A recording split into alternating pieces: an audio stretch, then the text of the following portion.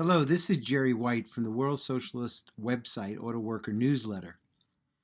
The United Auto Workers Union is trying to shut down the powerful strike by more than 10,000 John Deere workers who have been out for nearly 3 weeks to fight for substantial wage increases, an end to exhausting work schedules, and for fully paid retiree health and pension benefits for all workers. Like it did in 2015, the UAW is trying to rush through this contract without giving workers time to sufficiently study and discuss the deal, which will dictate the terms of their employment for the next 6 years. What is known about the deal shows that it is just another sellout. While the union added a 10% wage increase in the first year, the average annual raise is only 3.3%, well below the annual inflation rate of 5.4%. To try to sell it, the UAW has added an $8,500 signing bonus. But after taxes and union dues are deducted, this would barely cover the paychecks workers missed throughout the strike.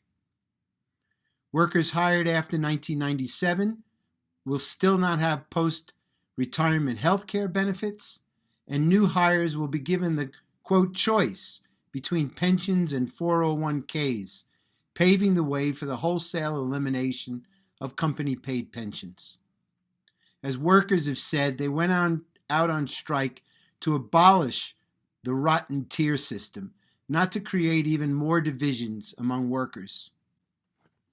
The deal will allow Deere to impose large amounts of mandatory overtime, robbing workers of rest and time with their families.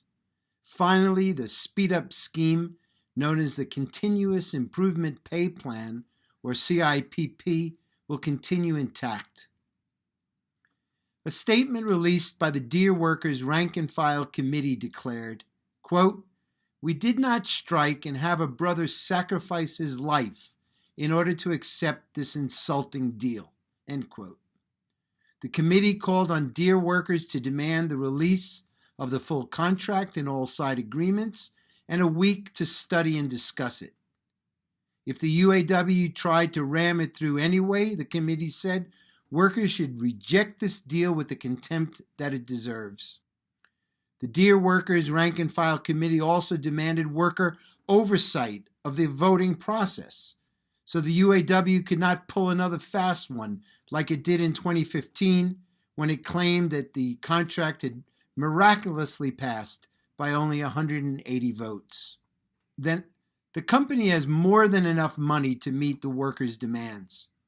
It expects to rake in nearly $6 billion in profits this year and is handing millions in salaries and bonuses to its top executives and over $1 billion a year in dividends to its wealthy shareholders.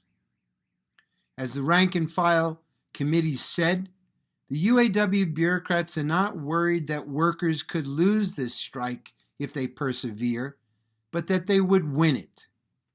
This would prove to other workers that they could defy the gangsters in the UAW and overturn all the sweetheart deals they signed at GM, Ford, Stellantis, Volvo, Caterpillar, Dana, and countless other locations. There is a growing strike wave in the United States and, in fact, around the world. After workers risked their lives in COVID-infected factories to make the billionaires even richer, during the pandemic, workers are now saying enough is enough. The Deere Workers Rank and File Committee was formed to unite workers across the corporation's U.S. and global empire, and with auto workers and auto parts workers and other sections of workers across the country and internationally. Deere workers are in a powerful position to win this struggle, but they must reject the backstabbing by the UAW, expand the Deere Workers Rank and File Committee, and unite with other workers to wage a common fight against inequality and capitalist exploitation. For more information on rank and file committees, contact the World Socialist website at wsws.org/workers.